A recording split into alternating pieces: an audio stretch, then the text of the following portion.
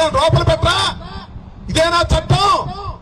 వదిలిపెట్టడి రాంబాబు, గుర్తుపెట్టుకోండి. నేను ఇక్కడ నుంచి హెచ్చరిస్తున్నా, పోలీసు అధికారులకు హెచ్చరిస్తున్నా, చంద్రబాబుని హెచ్చరిస్తున్నా, లోకేష్ ని హెచ్చరిస్తున్నా, పెమ్మసాని చంద్రశేఖర్ ని కూడా హెచ్చరిస్తున్నా. ఏదో 12 గంటల నిరాహార దీక్ష చేసి ఇంట్లోకి వెళ్లి పడుకుంటాడు అనుకుంటారు ఈ రాంబాబు. ప్రాణం పోయినా వదిలిపెట్టను. ఆ అధికారులు శిక్షించేంత వరకు, నా ఇంటి మీద దాడి చేసిన వారిని జైల్లో పెట్టేంత వరకు నా పోరాటం వివిధ రూపాల్లో సాగుతూనే ఉంటుంది. గుర్తుపెట్టుకోండి. పెమ్మసాని చంద్రశేఖరు, చంద్రబాబు, లోకేష్ గుర్తుపెట్టుకోమని మనం చేస్తున్నాం.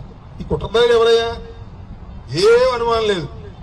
పెమ్మసాని చంద్రశేఖర్. ఎప్పుడైనా ఉన్నాయా గుంటూరు లేదా దాడులు? ఎప్పుడైనా ఉన్నాయా? ఎంతమంది మంత్రులు చేశారు గుంటూరులో? ఎంతమంది శాసనసభ్యులు చేశారు? ఎప్పుడైనా ఏదో ఘర్షణ ఉంటే ఆ ఎన్నికల సమయంలోనో ఆ బూతుల దగ్గర అట్టా ఇటా నెట్టుకోవడం తప్ప ఇళ్ల మీద పడి దాడులు చేసే సంస్కృతి ఈ గుంటూరులో తీసుకొచ్చింది పెమ్మసాని చంద్రశేఖర్. గుర్తుపెట్టుకో. దీనికి ప్రతిఫలం చట్టబద్ధంగా నువ్వు అనుభవిస్తావని కూడా ఈ సందర్భంగా చెప్పదలుచుకున్నా. కొత్త పిచ్చోడు కదా, పొద్దురగడు.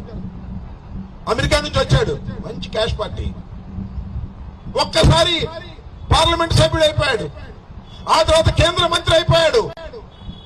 రోజు పండగ అనుకుంటున్నావా? పండగ 2 రోజులు